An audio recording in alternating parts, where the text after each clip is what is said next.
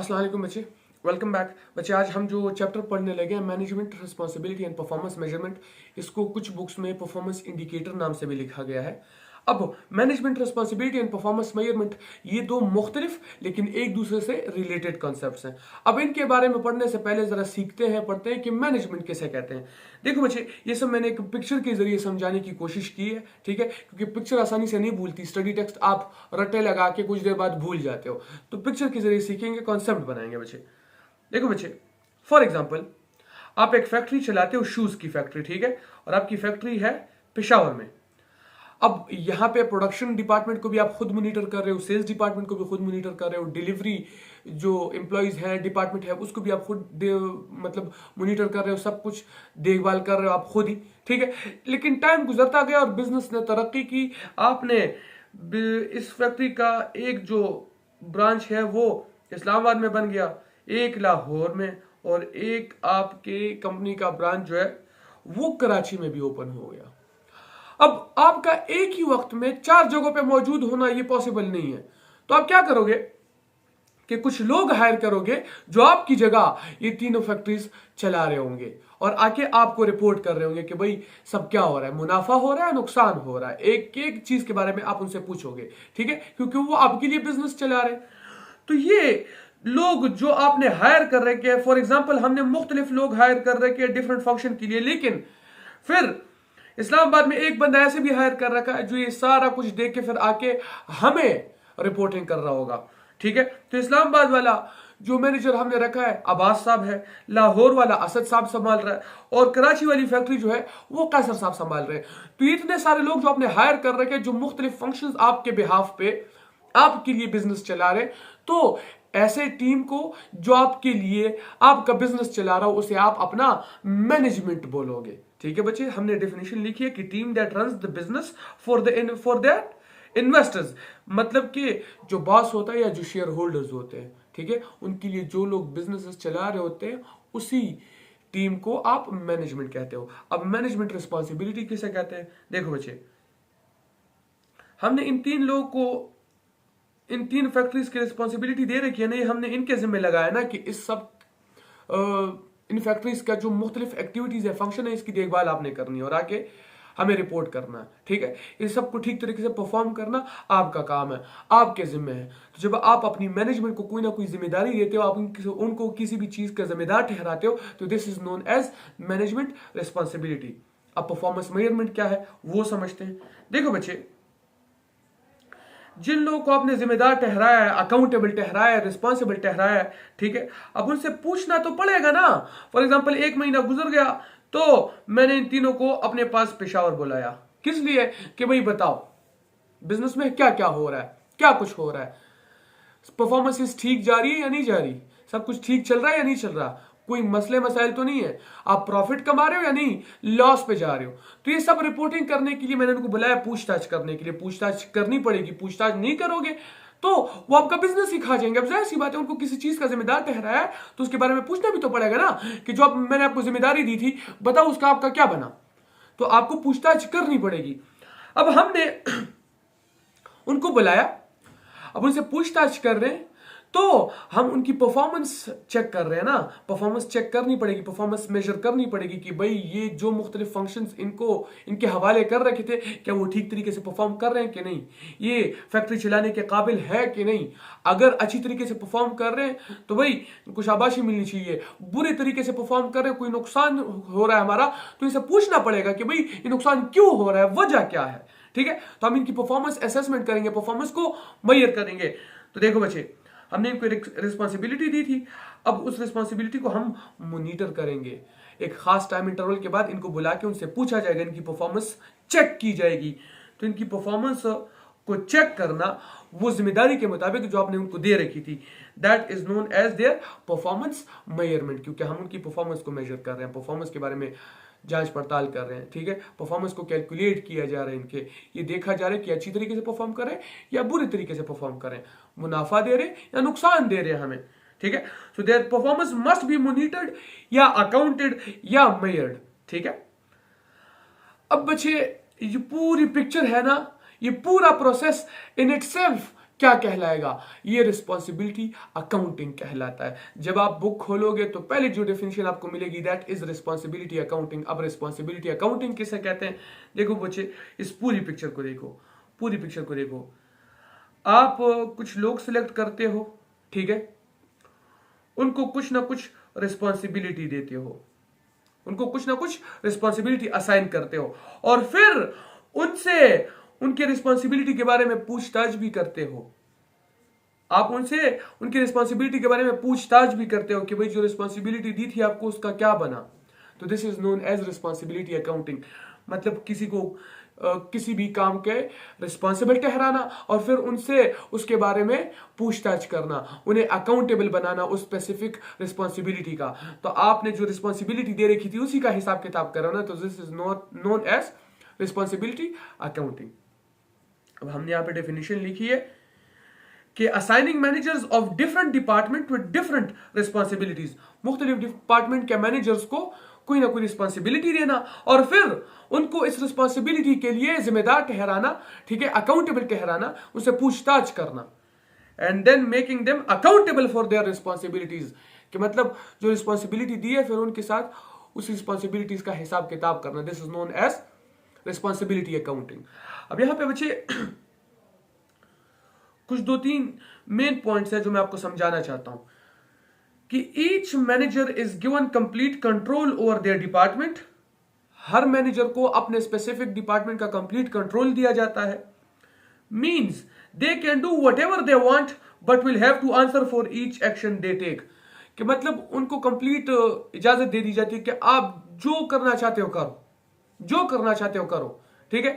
जो मैंने आपको स्पेसिफिक टास्क दिया है, टारगेट दिया है, जो जिम्मेदारी दी है, बस वो पूरा करके दो, जिस तरीके से भी पूरा करना है, जो करना है करो, लेकिन आखिर में जवाब देना होगा कि क्या चीज कब, क्यों और किस लिए की। जवाब देना पड़ेगा। फिलहाल आपके पास टाइम है, जो करना है करो, लेकिन आखिर में जवाब देना पड़ेगा, ठीक है। अब यहां पे मैंने एक बात लिखी है कि control is equal to responsibility plus authority. हम उनको जो कंट्रोल देते हैं ना अपने डिपार्टमेंट पे, तो उसमें सिर्फ रिस्पॉन्सिबिलिटी नहीं होती, अथॉरिटी भी देनी पड़ेगी। समझाता हूं आपको। फॉर एग्जाम्पल मैं एक टीचर हूं, 4-5 स्टूडेंट्स के जो पेरेंट्स है वो मेरे पास आते हैं और कहते हैं कि सर आपने हमारे बच्चों को पढ़ाना है और इनका पेपर पास होना चाहिए। मैं कहता हूं ठीक है, पास ना हो तो हम आपसे पूछेंगे, भाई आप हमारे जिम्मेदार होंगे। मैंने कहा बिल्कुल ठीक है, ठीक है।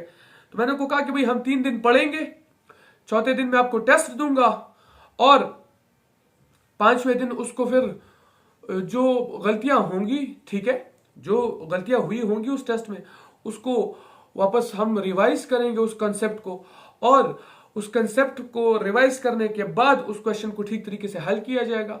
और आखिरी दिन, ठीक है, हम कुछ और पढ़ेंगे उन्हीं कंसेप्ट से रिलेटेड जो आपके क्वेश्चंस गलत हो चुके होंगे। और हर हफ्ते इसी तरह चलेगा, 3 दिन पढ़ेंगे, चौथे दिन मैं आपको टेस्ट दूंगा, 5वें दिन उसको रिवाइज किया जाएगा, और हफ्ते के आखिरी दिन जो क्वेश्चंस गलत हो चुके हो उन कॉन्सेप्ट्स को डीप एनालिसिस के थ्रू फिर से पढ़ेंगे, ताकि आपकी कोई गलती रहे ही नहीं और मुझे भी पता चल सके टाइम टू टाइम कि भाई आप कितने पानी में हो, कुछ जो पढ़ रहे हो समझ भी आ रही है, नहीं मैं ऐसे ही पढ़ाए जा रहा हूं।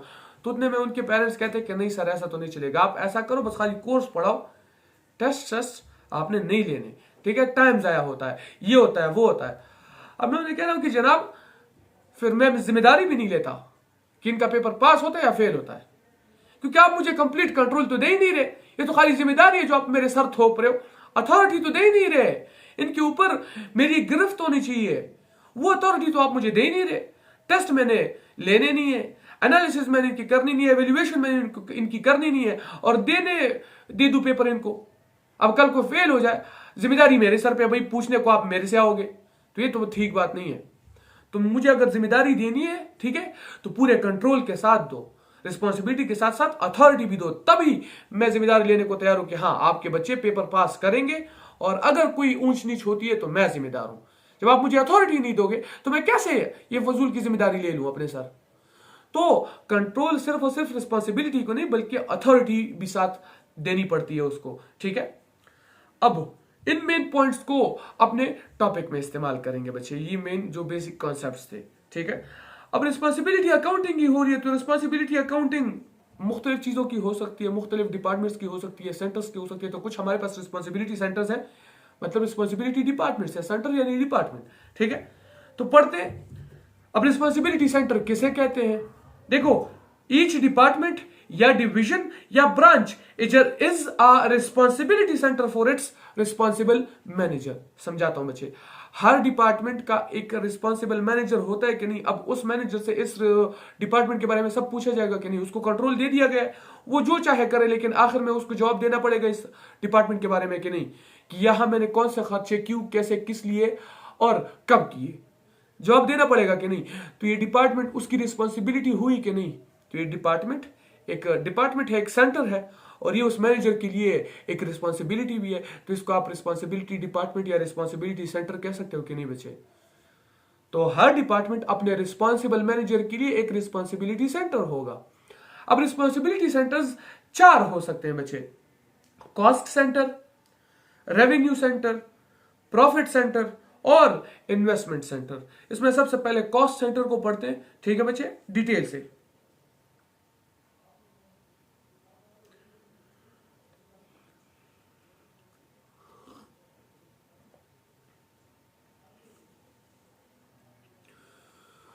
कि चाय मिलती है सहूलत से हमें, इस खातिर हमने शख्स तेरा नाम भी चाय रखा।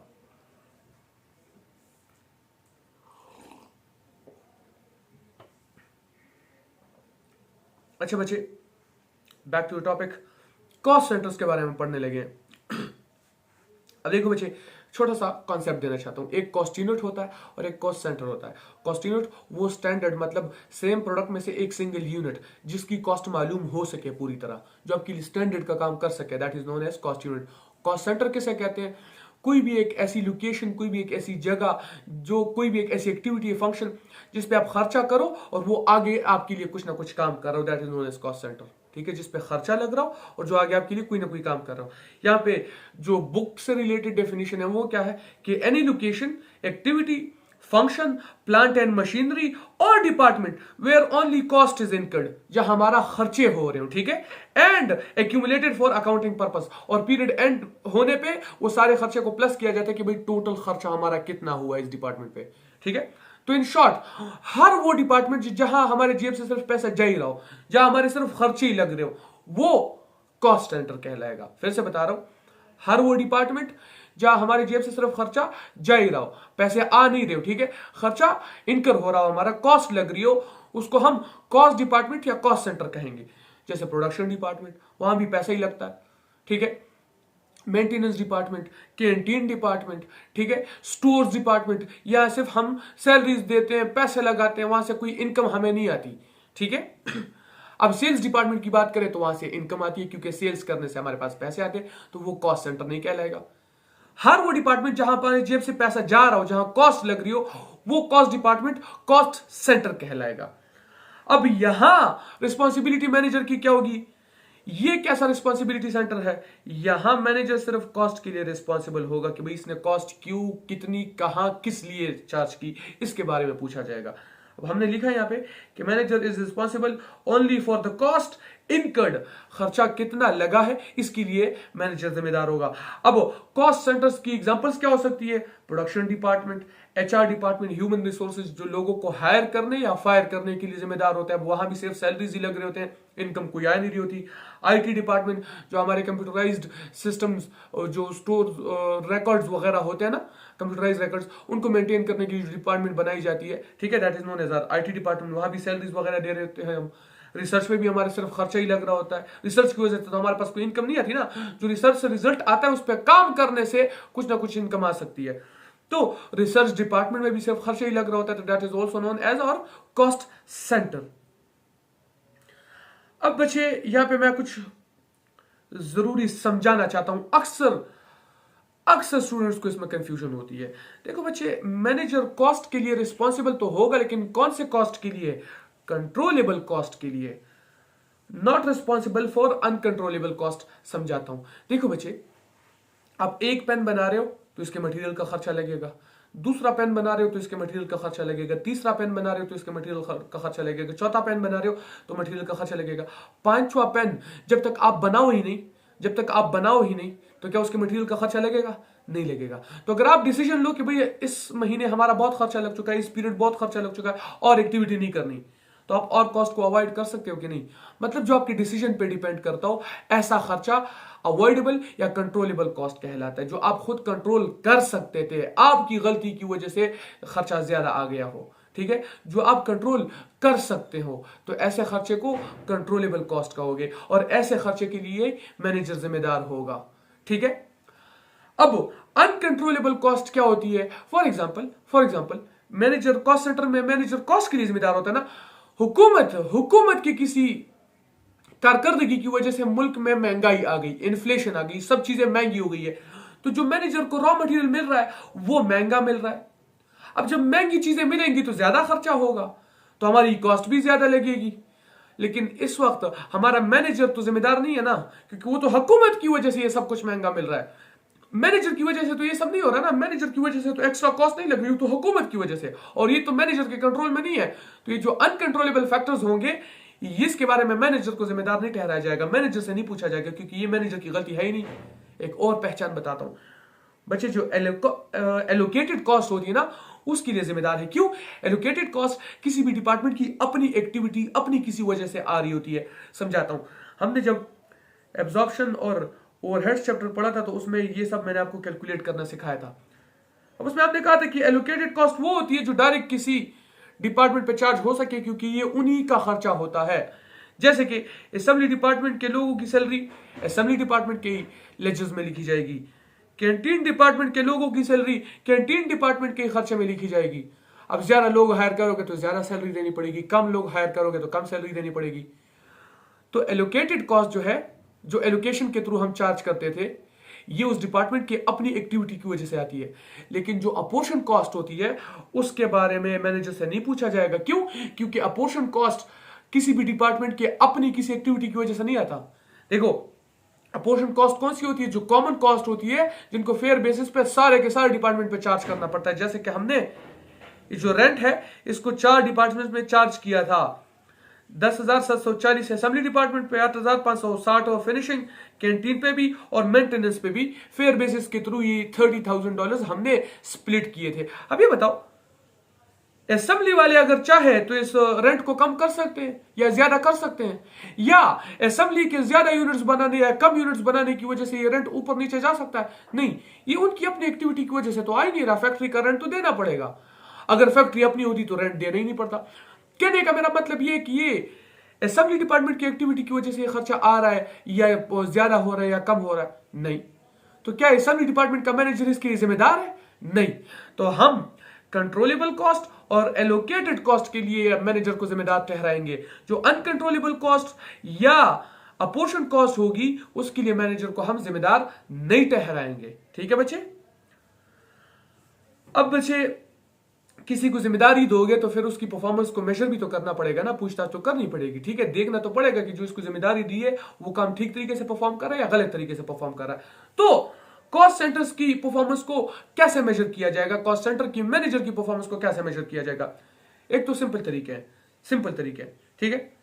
Compare with previous year cost, पिछले साल की कॉस्ट के साथ कंपेयर करो। लेकिन यहां पे एक बात है बच्चे, अक्सर टीचर्स भी नहीं पढ़ाते और स्टूडेंट्स तो है ही, अल्लाह अल्लाह खैर सलाह।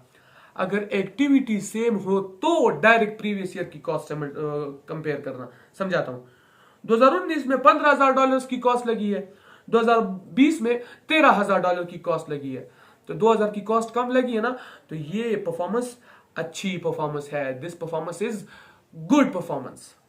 लेकिन तब कि फॉर एग्जांपल 2019 में भी 100 यूनिट्स बने हो और 2020 में भी 100 यूनिट्स बने हो, तो पिछले साल जितने यूनिट्स ही बने लेकिन खर्चा कम लगा है, तो परफॉर्मेंस अच्छी है। अब एक्टिविटी सेम ना हो ना, तो फिर टोटल कॉस्ट के साथ नहीं, फिर कॉस्ट पर यूनिट के साथ कंपेयर करना पड़ेगा। समझाता हूं, 2019 में 15,000 खर्चा लगा है, 2020 में 13,000। अब बजाहिर तो देखने से बेहतर नजर आ रहा है कि 2000 का खर्चा कम लगा है, लेकिन ये भी तो देखो कि 2019 में 200 यूनिट बने थे और 2020 में 170 यूनिट्स बने, उनको भी तो देखो ना। तो हमने क्या किया कि 2019 की टोटल कॉस्ट को टोटल यूनिट्स पे डिवाइड किया, हमें पता चला कि 2019 में एक यूनिट $75 का बन रहा था। फिर 2020 की टोटल कॉस्ट को टोटल यूनिट्स पे डिवाइड किया तो हमें पता चला कि 2020 में एक एक यूनिट $76.47 का बन रहा है। मतलब 2019 से $1.4 ज्यादा खर्चा लग रहा है एक एक यूनिट पे। तो ये बुरी परफॉर्मेंस है, बैड परफॉर्मेंस। तो बच्चे ये याद रखना, टोटल कॉस्ट के साथ डायरेक्ट कंपैरिजन तब करना है जब दोनों साल की एक्टिविटी सेम हो। एक्टिविटी सेम ना हो तो फिर कॉस्ट पर यूनिट के थ्रू कंपेयर करना है पिछले साल की तरह के साथ। अब हम बचे डायरेक्ट हम अपने टारगेट यानी अपने बजट के साथ भी कंपेयर कर सकते हैं। ठीक है, फॉर एग्जांपल बजट में कहा गया था कि हम 10,000 का खर्चा लगाएंगे, लेकिन एक्चुअल में 12,000 का खर्चा लग गया। तो जो आपने अपने लिए टारगेट सेट किया था, जो बजट बनाया था, उससे 2,000 का एक्स्ट्रा खर्चा लग रहा है कि नहीं? तो ये परफॉर्मेंस बुरी परफॉर्मेंस है बच्चे।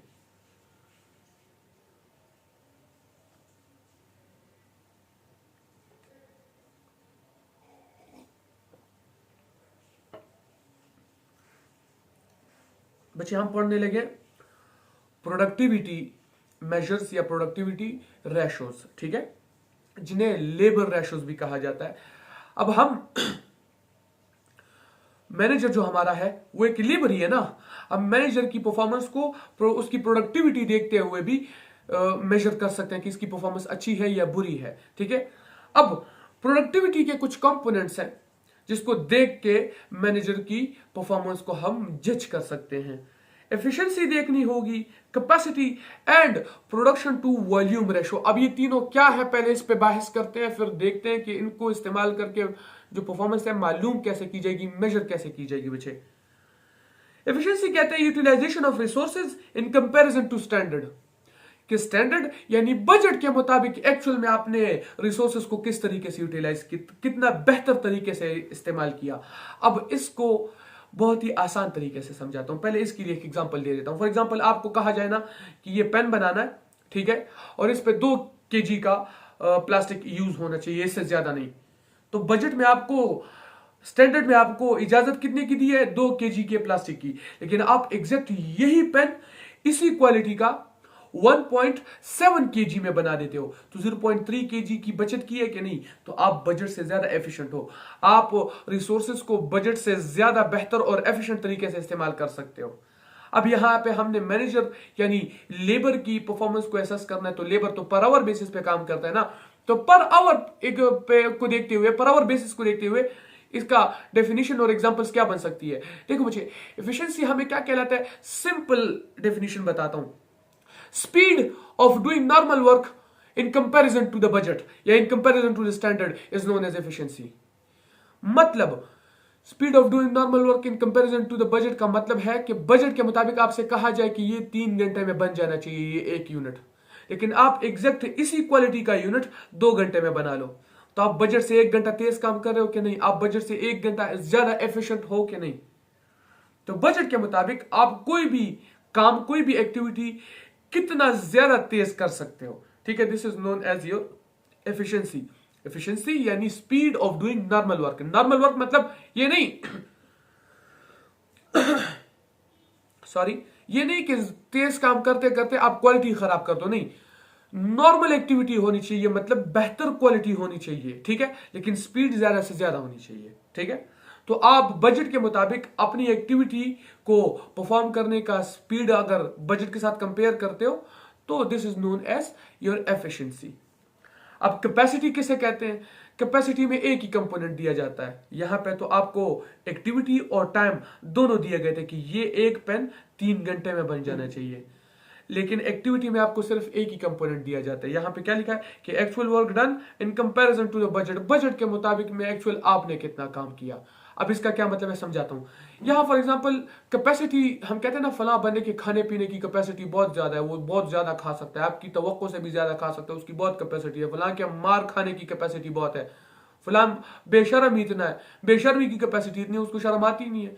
तो कैपेसिटी मतलब लिमिट्स, बर्दाश्त, आखिरी हद, कैपेसिटी से कहते हैं। अब कैपेसिटी का सिंपल आसान लफ्जों के डिफिनेशन क्या होगा? देखो, बजट के मुताबिक एक्चुअल में आप कितना ज्यादा वर्कलोड, वर्क फोर्स बर्दाश्त कर सकते हो, ठीक है। बजट के मुताबिक आप काम करने की बर्दाश्त आपकी कितनी है, this is known as your capacity. आपकी आखिरी हद, ज्यादा से ज्यादा कितना काम करना बर्दाश्त कर सकते हो, this is known as your capacity. For example, आपको सिंपल एक ही कंपोनेंट दे दी जाता है कि बजट के मुताबिक आपसे कहा गया कि एक लेबर को स्टैंडर्ड के मुताबिक एक दिन 6 घंटे काम करना चाहिए, बजट के मुताबिक एक लेबर को 6 घंटे काम करना चाहिए, और आप 6 के बजाय 8 घंटे काम कर रहे हो, तो आप बजट से 2 घंटे ज्यादा वर्कलोड बर्दाश्त करने की कैपेसिटी रखते हो, ठीक है। तो एफिशिएंसी में आपको टाइम और एक्टिविटी दोनों दी जाती है कि ये एक पेन 3 घंटे में बन जाना चाहिए, और आप अगर 2 घंटे में बना रहे हो तो आप बजट से ज्यादा तेज हो, ज्यादा एफिशिएंट हो। लेकिन कैपेसिटी में सिर्फ टाइम का बताया जाता है, एक ही कंपोनेंट दिया जाता है कि हाँ बजट कह रहा है कि 6 घंटे काम करो, अगर आप एक्चुअल में 8 घंटे काम कर रहे हो तो आप बजट से ज्यादा कैपेसिटी रखते हो। अगर आप 5 घंटे काम करते हो तो मतलब आपकी कैपेसिटी बजट से भी कम है। आपकी बर्दाश्त काम करने की, बर्दाश्त काम वर्क फोर्स बर्दाश्त करने की कुव्वत बजट से कम है। अब प्रोडक्शन टू वॉल्यूम रेशो किसे कहते हैं कि output in comparison to the input.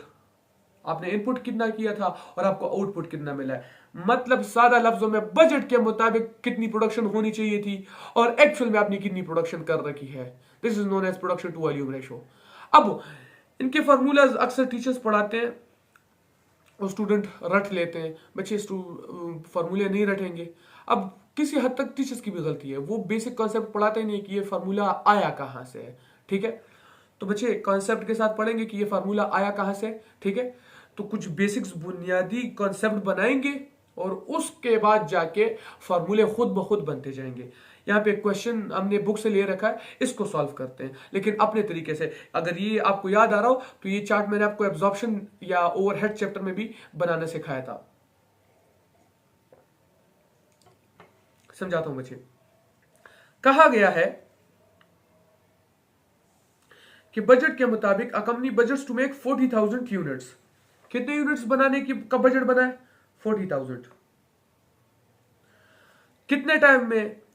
In 4,000 hours in a year, कि 4,000 घंटों में 40,000 यूनिट्स बनाएंगे। लेकिन एक्चुअल में क्या हुआ? 38,000 यूनिट्स बनाए हैं और 4,180 आवर्स में बनाया है, ठीक है। अब बजाहिर देखने से तो 180 घंटे एक्स्ट्रा लगे हैं।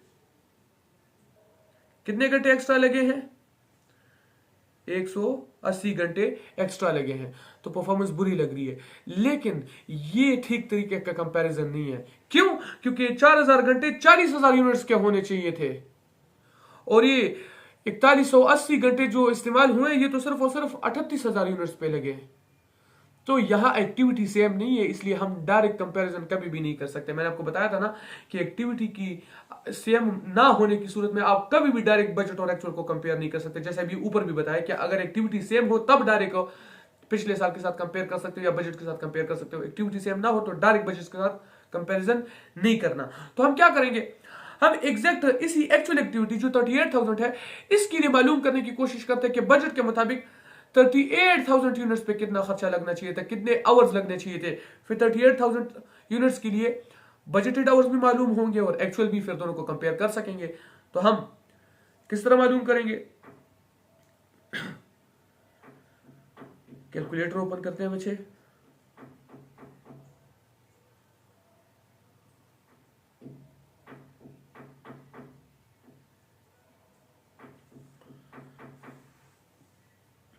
$4,000 आवर्स लगने चाहिए थे और 40,000 यूनिट्स बनने चाहिए थे। तो इसको 40,000 पे डिवाइड किया, हमें पता चला कि एक यूनिट को बनाने में 0.1 आवर लगना चाहिए था बजट के मुताबिक। अब बजट के मुताबिक अगर एक यूनिट पे 0.1 आवर लगता है तो उसको इस एक्चुअल एक्टिविटी 38,000 यूनिट से मल्टीप्लाई करते हैं कि बजट के मुताबिक इस 38,000 यूनिट्स पे कितना टाइम लगना चाहिए था।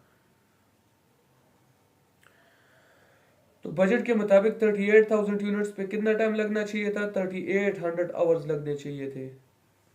अब बजट के मुताबिक इस एक्चुअल एक्टिविटी पे 3800 आवर्स लगने चाहिए थे, लेकिन एक्चुअल में कितने आवर्स लगे हैं? 4180। अब इधर देखो गौर से बच्चे, तो असल में 180 नहीं बल्कि 380 घंटे एक्स्ट्रा लगे हैं।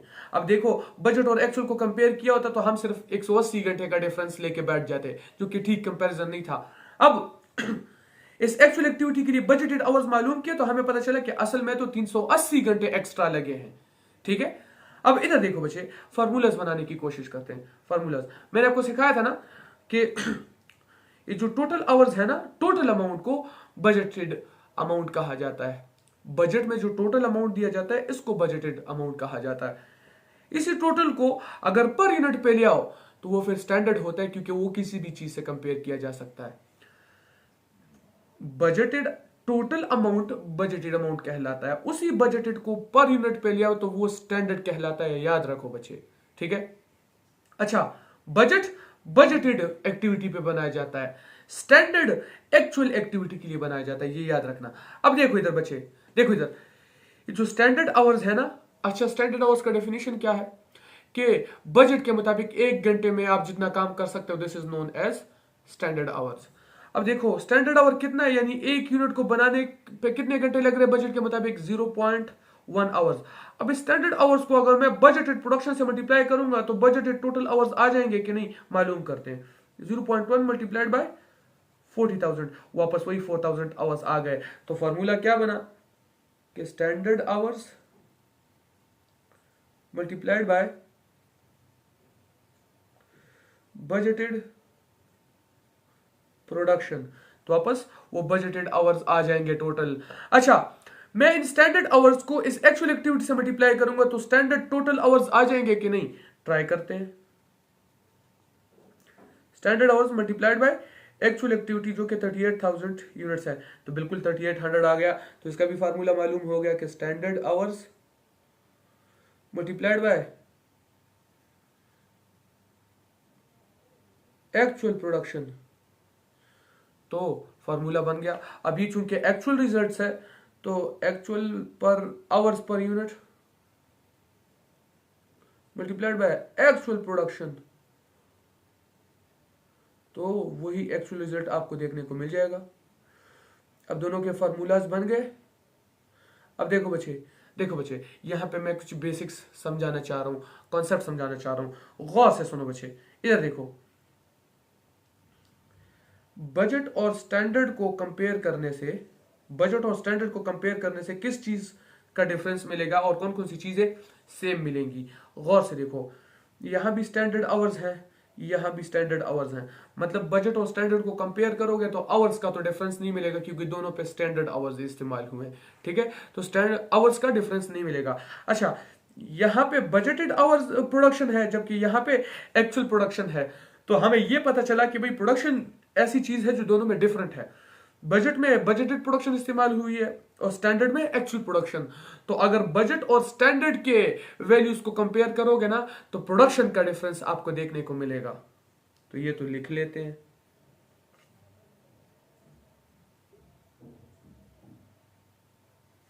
ठीक है, अच्छा, अगर आप स्टैंडर्ड और एक्चुअल के रिजल्ट्स को कंपेयर करते हो, देखो इधर, तो प्रोडक्शन यहां भी एक्चुअल है और एक्चुअल रिजल्ट्स में तो होती एक्चुअल प्रोडक्शन है, तो प्रोडक्शन का डिफरेंस आपको देखने को नहीं मिलेगा, क्योंकि यहां दोनों में डिफरेंस कोई है ही नहीं। यहां भी 38,000 यूनिट्स है और यहां भी 38,000 यूनिट्स है, तो कोई डिफरेंस नहीं है। लेकिन आवर्स में डिफरेंस आ सकता है। ये देखो, यहां पे स्टैंडर्ड आवर्स यानी बजट के मुताबिक आवर्स इस्तेमाल हुए, जबकि यहां पे एक्चुअल आवर्स इस्तेमाल हुए हैं। तो स्टैंडर्ड और एक्चुअल वैल्यूज को कंपेयर करने से आवर्स का डिफरेंस आएगा आपके पास।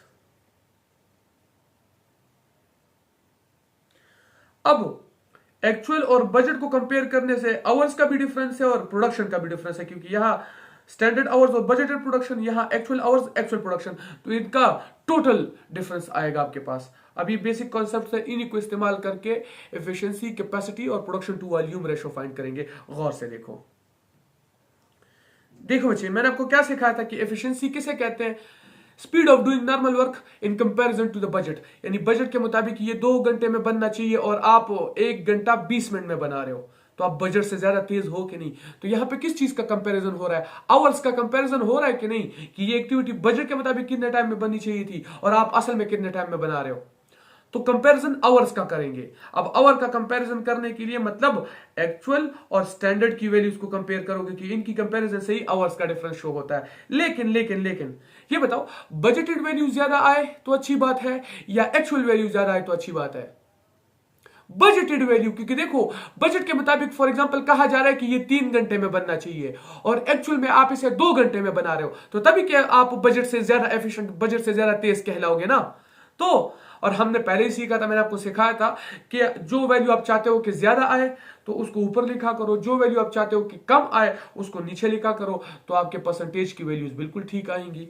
तो इधर देखो, आप चाहते हो ना कि बजटेड आवर्स ज्यादा आए और एक्चुअल आवर्स कम आए, तभी ज्यादा efficient कहलाओगे।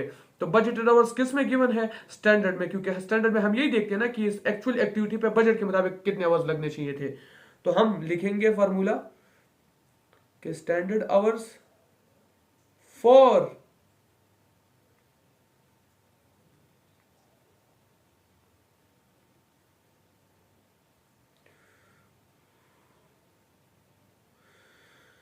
standard hours for actual output divided by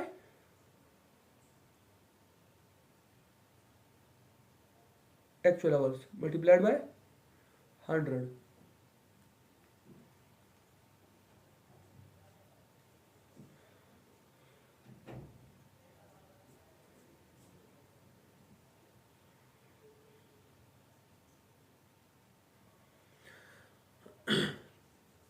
अब देखो बच्चे, स्टैंडर्ड आवर्स कितने थे? 3800। एक्चुअल आवर्स कितने थे? 4180 मल्टीप्लाइड बाय 100। तो 3800 डिवाइडेड बाय 4180 मल्टीप्लाइड बाय 100, तो 90.90% एफिशिएंसी है आपकी। अब देखो बजट से 9.10% कम एफिशिएंसी है, क्योंकि बजट के मुताबिक 3800 आवर्स लगने चाहिए थे और एक्चुअल में आपने 4180 आवर्स लगा दिए। तो बजट से आप स्लो हो तो आपकी एफिशिएंसी भी 100% से कम आई है। एफिशिएंसी 100% से जितनी ज्यादा हो बेहतर है, 100% से कम आ रही हो तो ये अच्छी बात नहीं है बच्चे। अब कैपेसिटी की बात करते हैं। अब कैपेसिटी में मैंने आपको क्या कहा कि सिंपल बताया जाता है कि फॉर एग्जांपल आपको एक ही कंपोनेंट बताया जाता है टाइम का, कि बजट के मुताबिक आपसे कहा गया ना कि इतना काम करो और आपने बजट से ज्यादा काम कर दिया तो आपकी कैपेसिटी ज्यादा है। बजट से ज्यादा काम करने का लोड बर्दाश्त कर सकते हो, कम काम किया तो मतलब आपकी कैपेसिटी काम करने को, काम के बर्दाश्त की कैपेसिटी आपकी कम है। ठीक है, तो फॉर एग्जांपल आपको बजट के मुताबिक कहा जाए कि 6 घंटे काम करो और एक्चुअल में आप 8 घंटे काम कर रहे हो तो आपकी कैपेसिटी ज्यादा है। लेकिन अगर एक्चुअल में आप 5 घंटे काम कर रहे हो तो आपकी कैपेसिटी कम है। अब यहां एक्चुअल वैल्यू ज्यादा है तो अच्छी बात है या बजटेड वैल्यू ज्यादा है तो अच्छी बात है? एक्चुअल वैल्यू देखो ना, एग्जांपल सुनो। बजट कहता है कि एक बंदा 7 घंटे काम करेगा, लेकिन आप 7 के बजाय 9 घंटे काम कर रहे हो, तभी आपकी बर्दाश्त ज्यादा कहलाएगी ना, तभी आपकी कैपेसिटी, ठीक है, ज्यादा कहलाएगी, आपकी लिमिट्स ज्यादा कहलाएगी बजट से। ठीक है, और हमने पढ़ा है कि जो वैल्यू आप चाहते हो कि ज्यादा आए उसको ऊपर लिखो, जो वैल्यू आप चाहते हो कि कम आए उसको नीचे लिखो। तो एक्चुअल आवर्स को ऊपर लिखेंगे,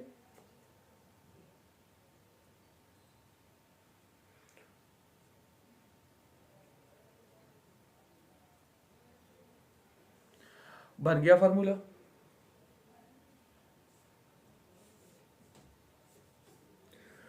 अब एक्चुअल आवर्स कितने थे? 4180। बजटेड आवर्स कितने थे? 4000 आवर्स। तो 4180 डिवाइडेड बाय 4000 मल्टीप्लाइड बाय 100, तो ये बना 104.5% कैपेसिटी। अब देखो बजट के मुताबिक कहा गया था कि 4000 घंटे काम करो, एक्चुअल में 4180 घंटे काम हुआ है। तो यहाँ परसेंटेज देखो 100% से ज्यादा ही है। आपने बजट से ज्यादा घंटे काम किया ना, तो आपकी बजट से आपकी जो वर्क लोड बर्दाश्त करने की कुव्वत थी, कैपेसिटी थी, लिमिट्स थी, वो बजट से ज्यादा थी। तो देखो कैपेसिटी परसेंटेज भी आपकी 100% से ज्यादा ही है, मतलब आपने बजट से 4.5% ज्यादा काम किया है। ठीक है, अब प्रोडक्शन टू वॉल्यूम रेशो मैंने आपको क्या कहा था कि बजट के मुताबिक कितना यूनिट्स बनाने चाहिए थे और एक्चुअल में आपने कितने बना दिए। तो प्रोडक्शन बजट के मुताबिक ज्यादा है तो अच्छी बात है या एक्चुअल में ज्यादा है तो अच्छी बात है? शाबाश बताओ। एक्चुअल में ज्यादा है तो अच्छी बात है। अब हमने ये भी कहा था ना कि चूंकि लेबर की परफॉर्मेंस मेजर की जा रही है, क्योंकि मैनेजर एक लेबर ही होता है ना, और लेबर आवर बेसिस पे काम करते हैं, तो उनकी परफॉर्मेंस भी पर लेबर आवर बेसिस पे मालूम करनी पड़ेगी। अब इधर देखो, प्रोडक्शन की कंपैरिजन मालूम करने के लिए, डिफरेंस मालूम करने के लिए हमने कौन कौन से को कंपेयर करना है, बजट और स्टैंडर्ड को कंपेयर करना है, क्योंकि बजट में बजटेड प्रोडक्शन होती है और स्टैंडर्ड में एक्चुअल प्रोडक्शन होती है। तो आप इन दोनों को कंपेयर करोगे, और हम चाहते हैं कि एक्चुअल प्रोडक्शन ज्यादा है। एक्चुअल प्रोडक्शन किस में होती है, स्टैंडर्ड में, तो स्टैंडर्ड वैल्यूज को ऊपर और बजटेड वैल्यू को नीचे लिखेंगे। तो फॉर्मूला क्या बना कि स्टैंडर्ड आवर्स फॉर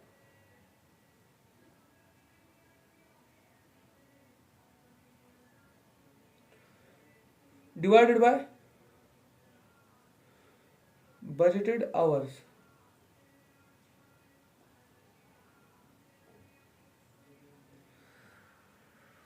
अब स्टैंडर्ड आवर्स कितने हैं, 3800। बजट के मुताबिक कितने घंटे लगने चाहिए थे, 4000। 3800 divided by 4000 multiplied by 100 is equal to 95%। ये आपकी प्रोडक्शन टू वॉल्यूम रेशो आ गई। ठीक है, अब देखो ना, बजट के मुताबिक 40,000 यूनिट्स बनने चाहिए थे, लेकिन एक्चुअल में 38,000 यूनिट्स बने। तो यहाँ पे 5% की कमी आ रही है। आपकी प्रोडक्शन टू वॉल्यूम रेशो भी 100% से 5% कम आई है। अब बच्चे, अक्सर एग्जामिनर आपको तंग कैसे करेगा कि आपसे कहेगा production to volume ratio find करो, लेकिन स्टैंडर्ड आवर्स और बजटेड आवर्स नहीं दिए गए होंगे, इनके अलावा कुछ और दिया गया होगा। आपको कहा गया होगा कि आपके एफिशिएंसी की परसेंटेज 90.90% है और कैपेसिटी की परसेंटेज जो है वो 104.5% है। तो अब आप सोच रहे हो कि सर जी हमें तो स्टैंडर्ड आवर्स और बजटेड आवर्स चाहिए और इसने एफिशिएंसी और कैपेसिटी का फार्मूला दिया हुआ है। तो बच्चे ये एक अल्टरनेट तरीका है, आप एफिशिएंसी रेशो को कैपेसिटी रेशो से मल्टीप्लाई कर लो, इससे भी आपको प्रोडक्शन टू वॉल्यूम रेशो ही मालूम होगी। समझाता हूं, देखो बच्चे, एफिशिएंसी का फार्मूला क्या था, standard hours for actual output divided by actual hours, और कैपेसिटी का फार्मूला ये देखो, actual hours divided by budgeted hours, actual hours divided by budgeted hours. अब बच्चे, सिंपल मैथ्स में क्रॉस मल्टीप्लिकेशन करते थे ना आप, तो एक्चुअल आवर्स के साथ कट गए, पीछे क्या रह गया कि भाई ये स्टैंडर्ड आवर्स रहेगा और बजटेड आवर्स। तो standard hours for actual output divided by budgeted hours multiplied by 100। तो वापस वही फार्मूला बना कि नहीं, standard hours for actual output divide by budgeted hours, standard hours for actual output divide by budgeted hours, यही formula बना। अब check भी कर लेते हैं कि दोनों को मल्टीप्लाई करने से वापस ये 95% बनता है कि नहीं। देखो, एफिशिएंसी की परसेंटेज कितनी थी, 90.90% मल्टीप्लाइड बाय 104.5%। तो देखो रेशो आ गई, इधर देखो, इधर देखो,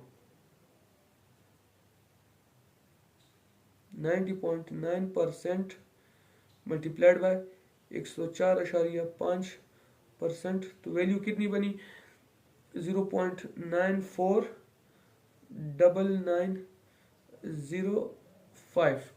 अब इसको 100 से मल्टीप्लाई करो, ये रेशो फॉर्म में आई है ना, नॉमिनल फॉर्म में, 100 से मल्टीप्लाई करो तो चेंज हो जाती है परसेंटेज में, सॉरी मल्टीप्लाइड बाय 100, तो ये परसेंटेज में चेंज हो जाएगी 94.99%। तो वही राउंड ऑफ करो तो यही 95% बन जाती है, बात प्रूफ हो गई। अब यहां पे एक आइडल टाइम रेशो भी है, ठीक है बच्चे, समझाता हूं। आइडल टाइम, लेबर को पैसे तो देने पड़ेंगे ना, अगर वो फारिग में बैठे हुए, ठीक है, लेकिन कंपनी की किसी गलती की वजह से फारिग बैठे होंगे, पैसे तो देने पड़ेंगे, ठीक है। तो अब आइडल टाइम रेशो कितना गुजरा है मैनेजर के रहते हुए। अब मैनेजर की कोई ना कोई गलती होगी ना, उसने टाइम पे सब कुछ रिसोर्सेज अरेंज नहीं किए होंगे, इसलिए वो जो आपका लेबर है वो फ्री बैठा हुआ है, आइडल बैठा हुआ है। तो आइडल टाइम रेशो कैसे फाइंड करते हैं, देखो बच्चे, सिंपल, जिस तरह आप अपना स्कोर मालूम करते हो ना, अपने मार्क्स मालूम करते हो कि टोटल मार्क्स में से आपको कितने परसेंट मार्क्स मिले, वही तरीका है कि obtain marks divided by total marks. तो टोटल कितने घंटे काम हुआ था? 5000 आवर्स काम हुआ था, जिसमें से 4800 आवर्स सही वर्किंग आवर्स गुजरे थे और 200 आवर्स ऐसे थे जिनमें कोई काम नहीं हुआ था, वो आइडल गुजरे थे। तो परसेंटेज मालूम हो गई कि आइडल आवर्स, हम देखेंगे कि टोटल के मुताबिक ये आइडल आवर्स कितने परसेंट थे, डिवाइडेड बाय टोटल आवर्स।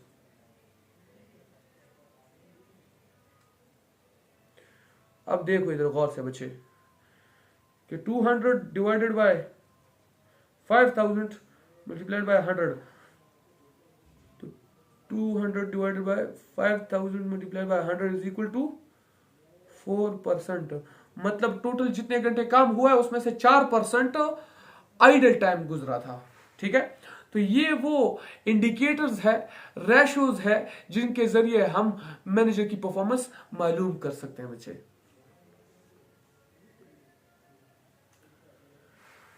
अच्छा, हम पढ़ने लगे हैं रेवेन्यू सेंटर। ठीक है, अब रेवेन्यू सेंटर या डिपार्टमेंट, वो डिपार्टमेंट जहां आपका रेवेन्यू आपकी जनरेट होती है। ठीक है, जहां से आपको इनकम आती है। कॉस्ट सेंटर, कॉस्ट डिपार्टमेंट होते हैं वो डिपार्टमेंट जिसकी वजह से हमारा पैसा लग रहा होता था, कॉस्ट लग रही होती थी। वो डिपार्टमेंट जिसकी वजह से हमारे पास पैसे आ रहे हो, वो रेवेन्यू सेंटर्स कहलाएंगे।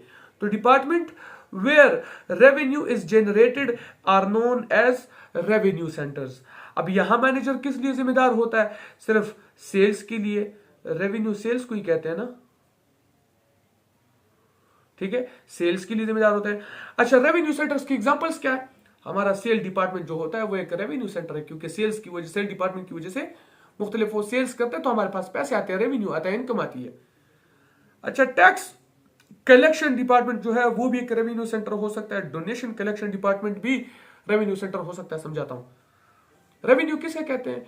जो आप स्पेसिफिक काम कर रहे हो उसके बदले जो आपको पैसे मिल रहे हैं, ठीक है, उसे आप अपना रेवेन्यू कहते हो कि आपने कोई एक ऐसी एक्टिविटी की जिसकी वजह से हमें ये पैसा मिला है। तो टैक्स अथॉरिटीज में मुख्तलिफ डिपार्टमेंट्स होते हैं। कुछ ऐसे होते हैं जो टैक्स लॉस सेट करते हैं, कुछ उनको इम्प्लीमेंट करते हैं। मुख्तलिफ किस्म के डिपार्टमेंट्स होते हैं। उनमें से एक डिपार्टमेंट स्पेसिफिकली टैक्स के कलेक्शन का काम करता है। तो साल गुजरने के बाद जब वो देखते हैं ना कि भाई बताओ कितना कलेक्शन हुआ है इस साल, कितना टैक्स जमा हुआ है, लोगों ने कितना टैक्स भरा है, ठीक है, तो वो इसको अपना रेवेन्यू समझते हैं। तो टैक्स अथॉरिटीज में वो डिपार्टमेंट जो खुद ये रेवेन्यू कलेक्ट करता है, ये पैसे कलेक्ट करता है, ये टैक्स कलेक्ट करते हैं, वो रेवेन्यू सेंटर कहा जाएगा।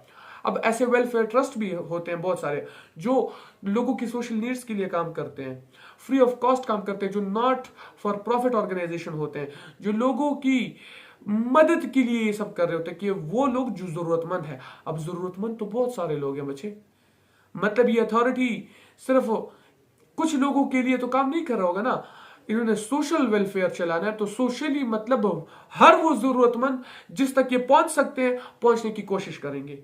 मतलब ये एक बंदे के पैसे से नहीं चल सकता, तो मजबूरन इनको फिर डोनेशंस इकट्ठा करनी पड़ती है। मुख्तलिफ यहाँ वहां से लोगों से डोनेशन इकट्ठा करते हैं, चंदे इकट्ठा करते हैं और उस पर ये वेलफेयर ट्रस्ट चलती हैं।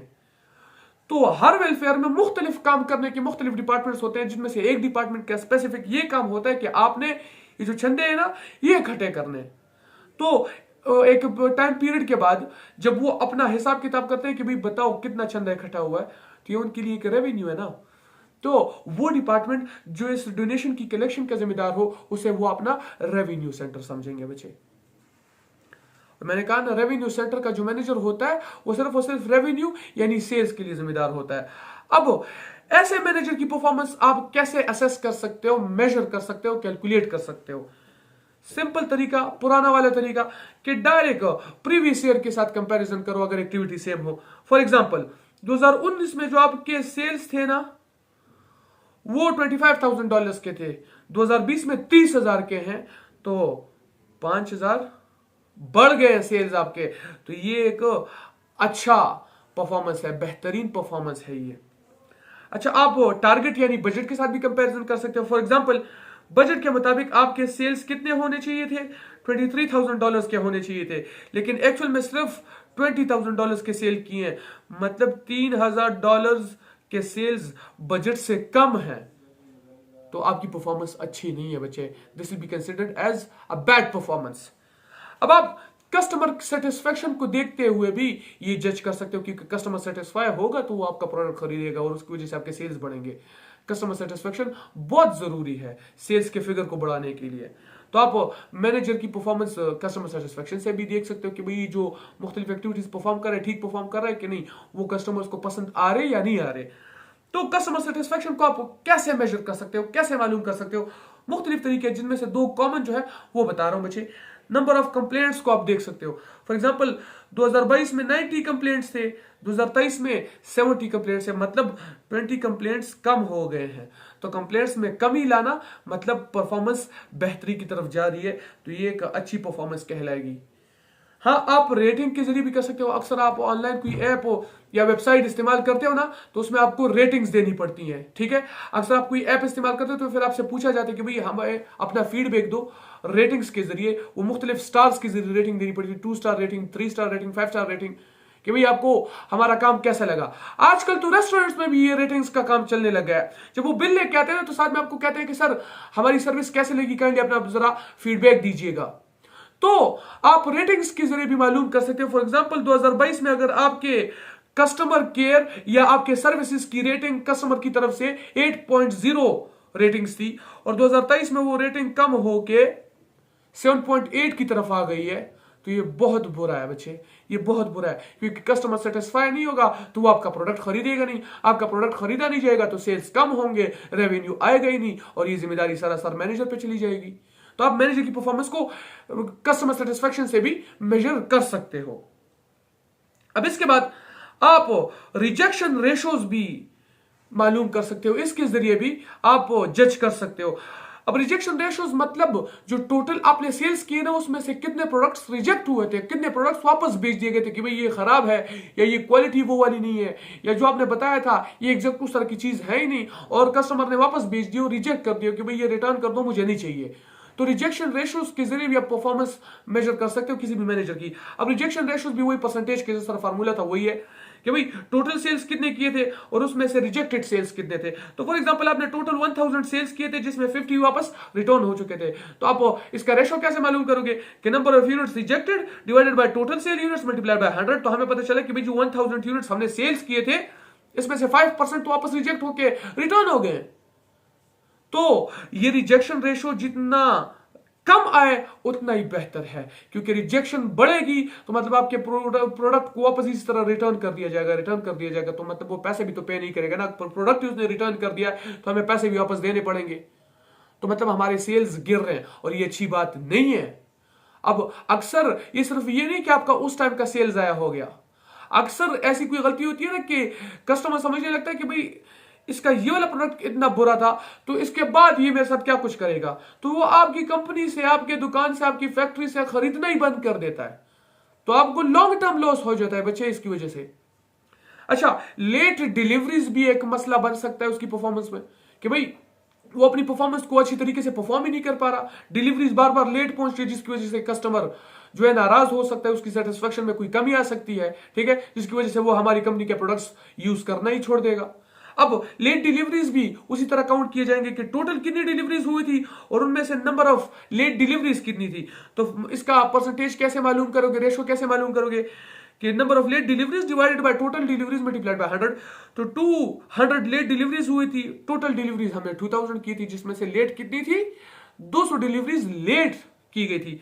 तो 200 divided by 2000 multiplied by 100 is equal to 10% deliveries ऐसी थी जो लेट पहुंचाई गई थी, और उन कस्टमर्स ने वापस कॉल करके कंपनी में शिकायत दर्ज की कि भाई आपकी डिलीवरी लेट पहुंच रही है। तो डिलीवरी का लेट पहुंचना भी एक सरदर्द है, ये एक मसला है, इससे जान छुड़ानी पड़ेगी और ये मैनेजर के पल्ले पड़ सकता है, उसके गले में हड्डी बन के अटक सकता है। परफॉर्मेंस ठीक नहीं है, उसकी मुख्तलिफ फंक्शंस को ठीक तरीके से परफॉर्म नहीं कर पा रहा, इसलिए डिलीवरीज बार बार लेट हो रही है। तो इसके जरिए भी आप परफॉर्मेंस जज कर सकते हो किसी भी मैनेजर की। आज के लिए इतना ही था बच्चे, इस वीडियो को बार बार पॉज करो, ठीक है, और सही तरीके से पढ़ो, एक एक स्टेप को समझने की कोशिश करो, कॉन्सेप्ट के जरिए सीखने की कोशिश करो, रटे नहीं लगाने बच्चे। ख्याल रखिएगा, अगले लेक्चर में मिलेंगे, तब तक के लिए अल्लाह हाफिज। और फिर से बता रहा हूं, डिलीवरी रेशो, रिजेक्शन रेशो जितनी कम आए उतना बेहतर है। अल्लाह हाफिज।